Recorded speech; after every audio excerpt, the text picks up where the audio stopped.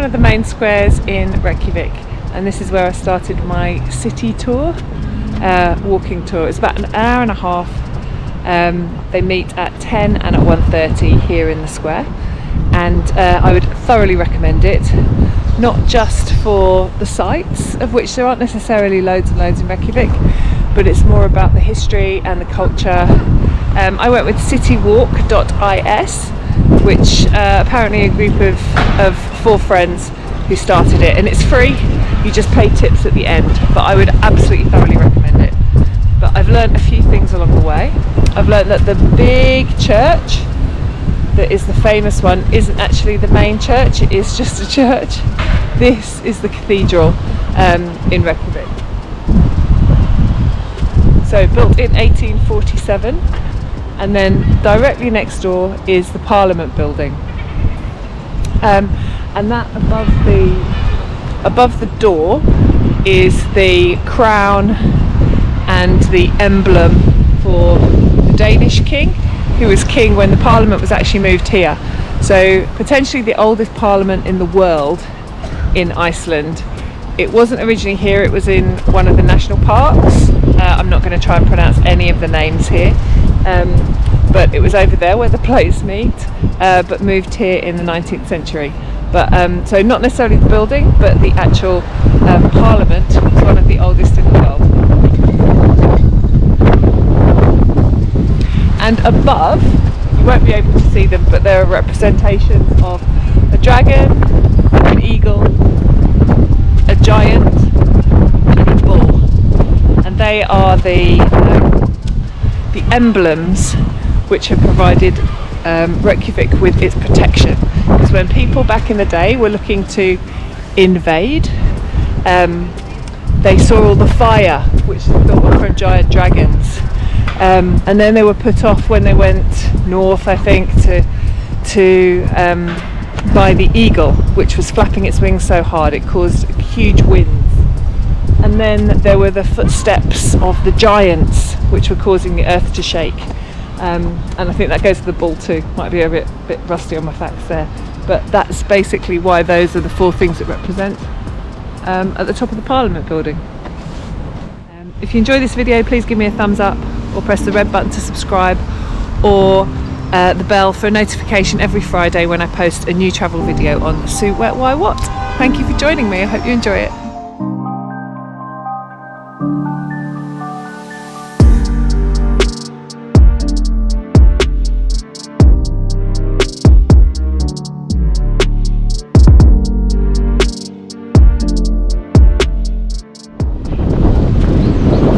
So behind me, over the main road, is the White House, or the Prime Minister's house. And what's most interesting about that is that there's actually no security, no police, absolutely nothing outside. Iceland for the last 14 years has been voted the safest country in the world, and that's why they don't need any security. Apparently the only place in the country that has security is the US Embassy, with a big gate around it, but nowhere else, not even the Prime Minister's house.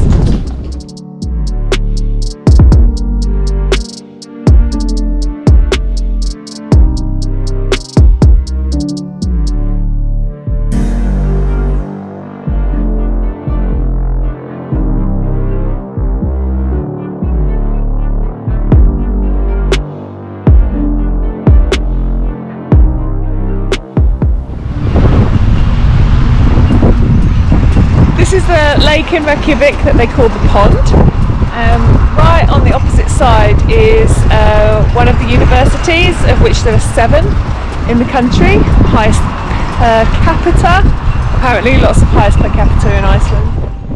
And behind me is City Hall, and inside they've got a huge topographical map of Iceland, so you can see how everything fits together. Which is a fantastic place to start if you're about to do a tour of Iceland or anything like that. Head down to City Hall, go and have a look at the map. It's just got a little bit windy.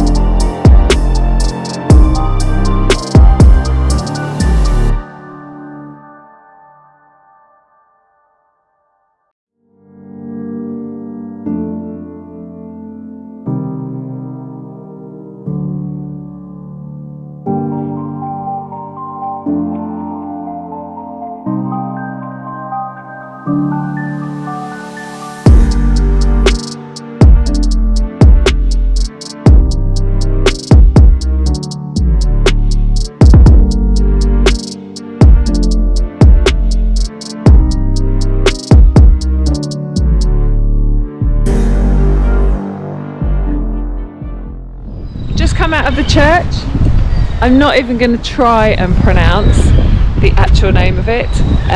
It's a great landmark in the city, a little bit away from the old Reykjavik and the old harbour, but a really easy short walk. It's actually not the cathedral, it's a church that was built on a hill. The actual cathedral is out by the Parliament building in the town square, and much smaller and much less significant looking, I guess. Very plain inside, but stunning in terms of the architecture. And there's a massive organ too, which has over 5,000 pipes, 5,275 pipes in total. Well worth a visit, and you can also pay 1,000 krona to go up to the top. So there's a lift that goes up to the top, and you can get great views of around the city from there if you want to go and see the sights from up there. So it's 1,000 krona. I wouldn't bother if it's raining or you don't think you're going to see much, or if it's really windy. But if it's a day like today, overcast, which I think a lot of them probably are in Reykjavik, then definitely it's worth a visit.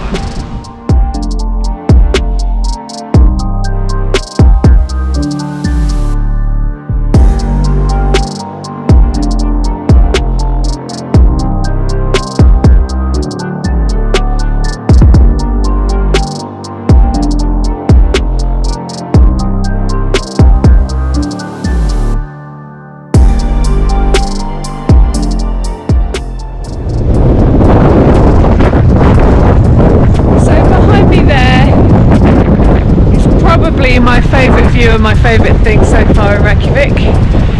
It's called the Sun Voyager. Sculpture representing a Viking ship. The view out there is stunning. And quite appropriately, this is my second time I've been there.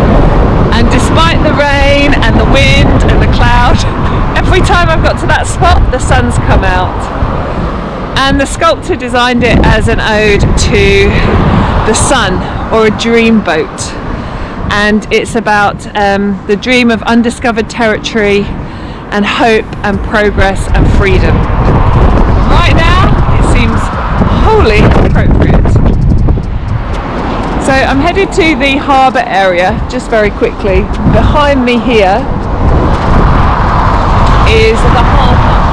You can see that very big glass building, and that's the theatre in Reykjavik. So any big concerts, anything that happens here goes on in the harbour.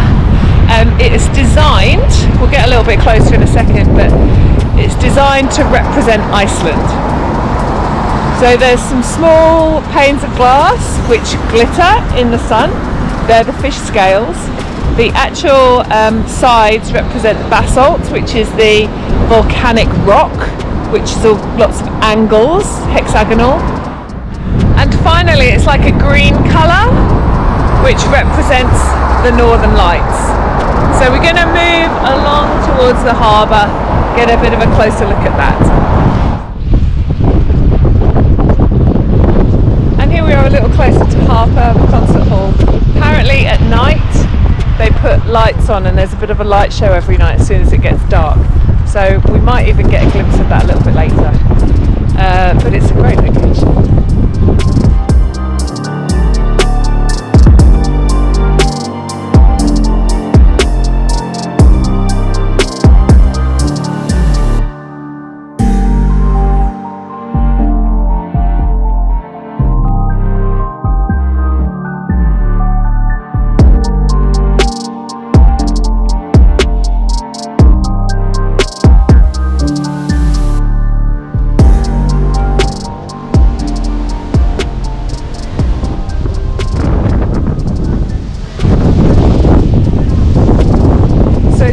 Here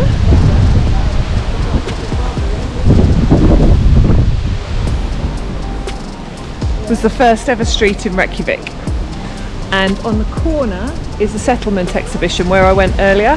Thoroughly recommend it. Basically, back in 2001, they discovered the remains of a Viking longhouse, and they've literally left it as it is and built a museum around it. It's a really interesting one to visit if you're fascinated by the early settlers and the Vikings, want to see a little bit of how they live and find out a little bit of history. 100% I'd recommend going into the settlement exhibition. Number 10 over there along Main Street is the oldest house in Iceland. It's made of timber and it's now a museum.